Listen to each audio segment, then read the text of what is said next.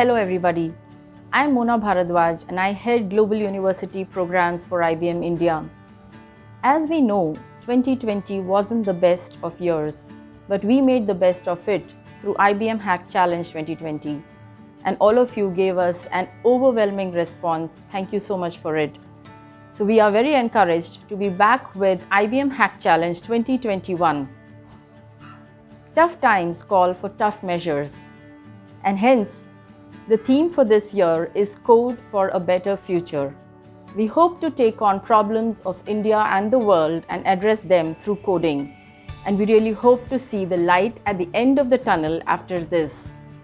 As many of you know the process, the selected teams get to present to IBM technical leaders, and there are exciting prizes at the end of it.